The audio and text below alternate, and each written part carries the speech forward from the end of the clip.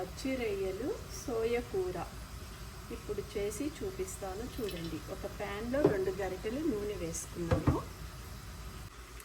నూనె కాగింది. ఇప్పుడు ఉల్లిపాయ ముక్కలు వేస్తున్నా.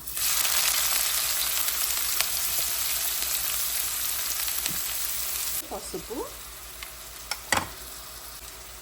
ఉప్పు కూడా వేసుకోవాలి. ఉల్లిపాయలు, పచ్చిమిరపకాయలు, పసుపు వేసాను కదా, 1 స్పూను అల్లం వెల్లుల్లి పేస్ట్. ఇప్పుడు శుభ్రంగా కలుపుకోవాలి.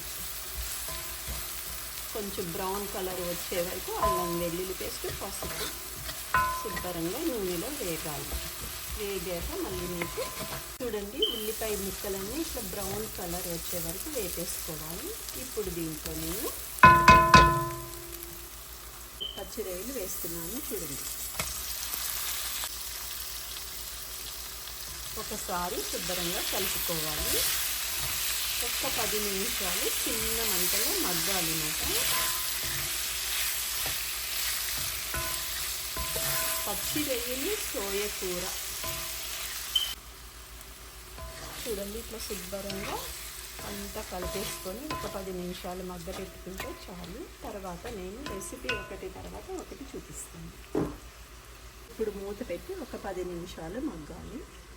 ఇప్పుడు ఒకసారి మూత తీసి చూడండి, నీళ్ళు వేయకుండానే రొయ్యలన్నీ ఎగిరిపోయాయి. ఇప్పుడు దీంట్లో నేను ముందర ఏమేస్తున్నానంటే సోయ కూర వేస్తున్నాను. ఇది సోయ కూర మా ఇంట్లో మా బ్యాక్యార్డ్లో వచ్చిన సోయ కూర. తరువాత స్ప్రింగ్ ఆనియన్స్, ఇది కూడా మా బ్యాక్యార్డ్లో వచ్చాయి.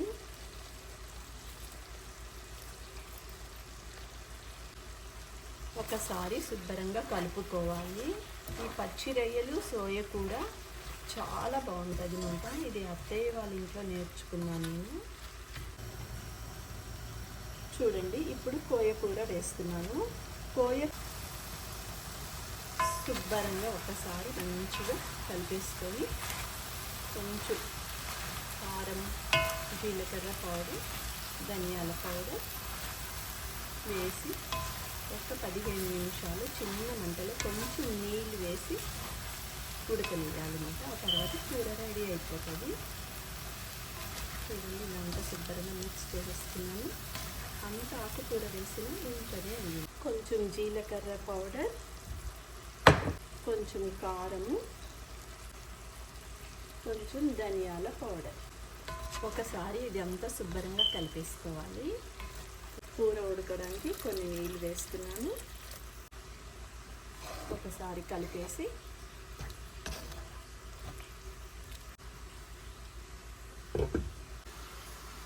ఇప్పుడు మూత తీసి కూర రెడీ అయిపోయింది. పచ్చి రొయ్యలు సోయ కూర. ఇప్పుడు దీంట్లో కొత్తిమీర వేసి కూర ఆఫ్ చేయడమే. చూడండి, రెడీ అయిపోయింది పచ్చి రొయ్యలు సోయ కూర.